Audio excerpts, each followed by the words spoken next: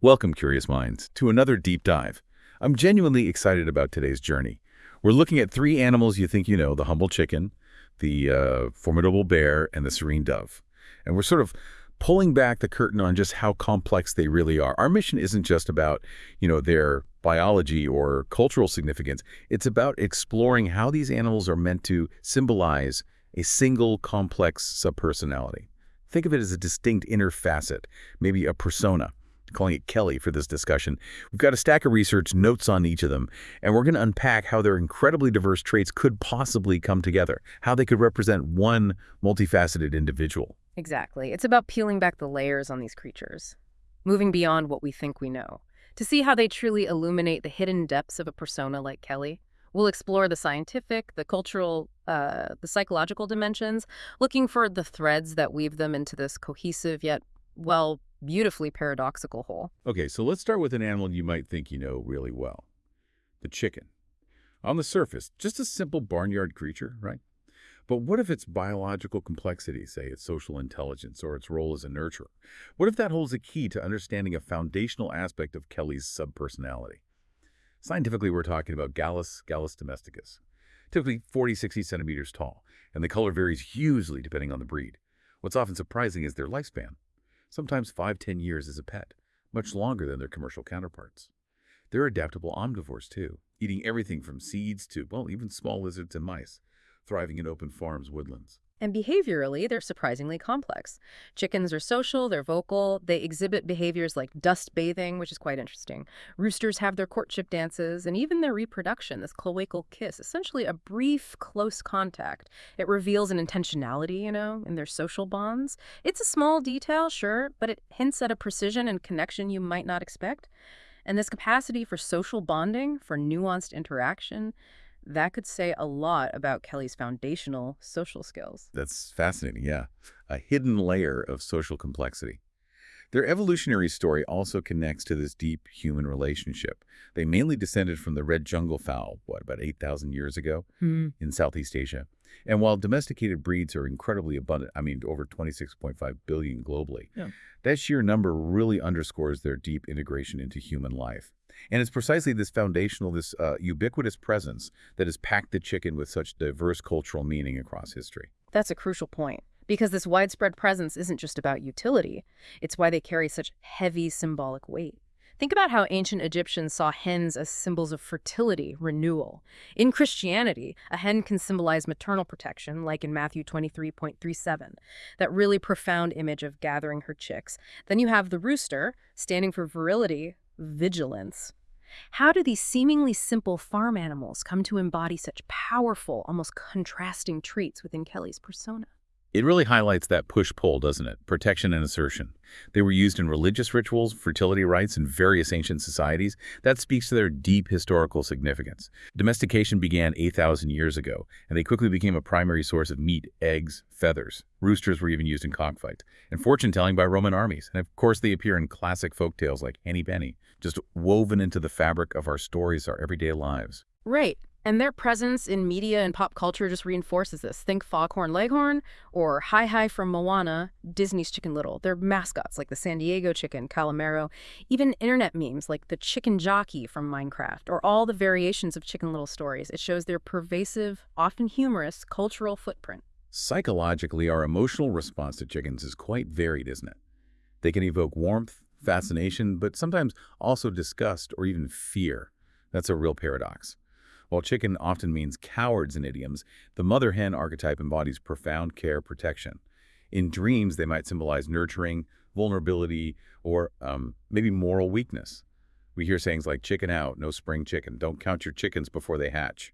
How do these contrasting psychological impacts reflect potential contradictions within Kelly? Well, it suggests that Kelly, like the chicken, might embody both a humble, nurturing practicality and a capacity for vulnerability.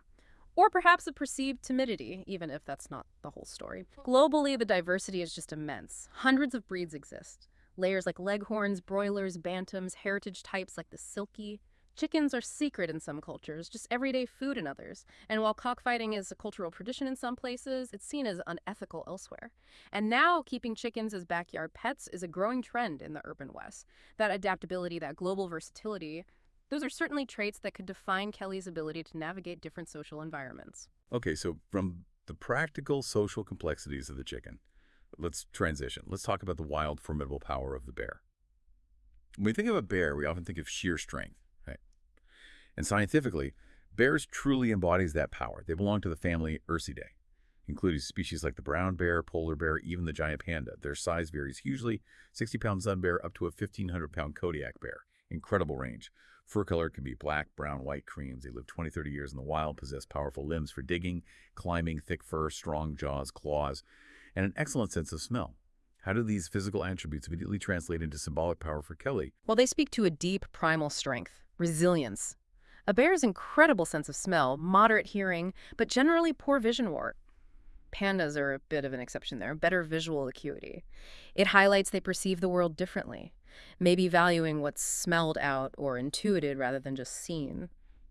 Most bears are omnivorous. Berries, nuts, insects, fish, small mammals that diet screams adaptability, just like their habitat range, from forests to coastal ice flows. They survive through hibernation or torpor, opportunistic feeding, incredible adaptability. This suggests a part of Kelly that is powerful, adaptable, and capable of deep restorative retreats. Their evolutionary history is pretty deep, too. Bears originated about 38 million years ago from dog-like ancestors, evolving incredible strength and adaptability. It's a lineage that speaks to profound resilience, which seems like a key trait in the bear aspect of Kelly. Conservation status varies greatly, though. Polar bear is vulnerable, climate change. Panda is improving, thankfully, due to conservation, but others are threatened. It's a reminder, isn't it, that even great strength can be vulnerable. Adds another layer to Kelly's persona. Yeah, exactly. And if we connect this to the bigger picture, bears are cultural giants, absolute giants. In Norse mythology, berserkers invoked bear spirits for strength. Native Americans saw them as medicine keepers, symbols of courage, healing. The Ainu of Japan revere them as divine beings. Slavic traditions link them to harvest, fertility. Even Greek and Roman goddesses like Artemis and Diana were connected to bears, to the wilderness. What does this broad cultural reverence suggest about the bear facet of Kelly? It paints a picture of a persona with deep, almost mythical inner strength, a connection to something wild, elemental. Bears symbolize strength, endurance, protection, motherhood, that classic mama bear. Yeah.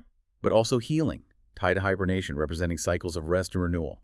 They embody solitude, reflection, but they've also been seen as symbols of danger or divine retribution. As a totem animal, they represent grounding, introspection. In some dream interpretations, a bear might signal a need for personal boundaries. It really makes you reflect, doesn't it? How one animal can embody such contrasting feelings. Fierce protection and quiet introspection. Historically, they were hunted.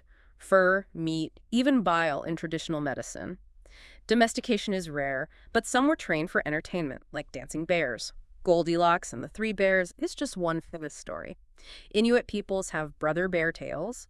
Russian folklore has Mishka, the wise protector. And their powerful presence extends right into modern media, pop culture. It's everywhere. Winnie the Pooh, Baloo from the Jungle Book, Yogi Bear, Paddington Bear. Then you have Smokey Bear, the Chicago Bears, Boston Bruins, even Build-A-Bear Workshop. The teddy bear itself became a cultural staple after Theodore Roosevelt inspired it in the early 1900s. And the internet loves them. Viral footage of bears in hot tubs, walking on hind legs, opening car doors. It's amazing. Psychologically, our relationship with bears is definitely complex. We admire their strength, their maternal care, but we also fear that raw power. Yet we find immense cuteness in cubs and stylized teddy bears. Their hibernation, their adaptable diets. It sparks our curiosity. Their archetypes, too. A bear market in finance signifies a downturn. Don't poke the bear warns against stirring conflict. A bear hug is intense affection. In dreams, they can represent power or maybe a need for emotional withdrawal. We grin and bear it, bear with me, act like a bear out of hibernation. This suggests Kelly might possess a blend of intimidating strength and surprising gentleness, perhaps retreating when overwhelmed. Globally, bears are incredibly diverse. Brown bears across continents, the unique pandas of China. Russia has the highest bear population. Indigenous Alaskans, Siberians traditionally hold deep spiritual respect for them. Western cultures see bears as both fearsome and lovable. Asian cultures might view them as divine or medicinal, and indigenous cultures view them with profound spiritual reverence, especially grizzlies. This duality, this mix of strength and vulnerability, presence and retreat, it's a powerful contribution to Kelly's multifaceted persona. Okay, so from the powerful bear, let's glide into the realm of the dove. When we think of a dove, we often think peace, right? But there's so much more to this seemingly gentle creature. Scientifically, we're talking about the family Columbidae, around 353 species, like the common rock dove or mourning dove. They're small to medium-sized birds, typically 15-33 centimeters. Plump bodies, small heads, slender bills. Many are white or gray, but plumage varies. They live, 1 to 5 years in the wild. Possess excellent vision and known for incredible navigation. What does this combination of, say, gentleness and precision tell us about Kelly's nature? It hints at a part of Kelly that is calm, observant, yet capable of navigating complex paths, with an innate sense of direction. Doves are adaptable too, found in urban, rural, wild habitats worldwide, consuming seeds, grains, fruits. Behaviorally, they are social, often gregarious, forming monogamous, lifelong bonds. That's significant. They nest in diverse settings. Both parents share incubation, produce crop milk for chicks. They're also known for strong homing instincts. Fast, powerful flyers, this loyalty, this strong communicative ability that feels central to the dove symbolism. Indeed. And while most species are secure, it's worth noting that about 34% are at risk, like the extinct passenger pigeon, due to habitat loss, invasive species, hunting. This vulnerability underscores that even symbols of peace require protection.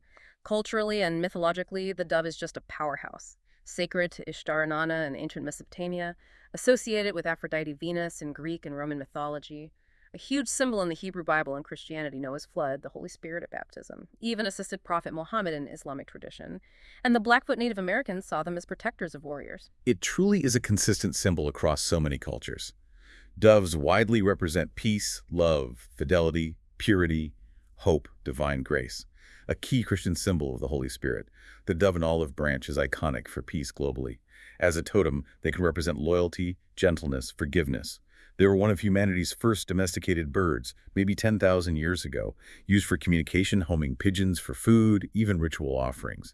They're messenger characters in folklore, like in Noah's tale.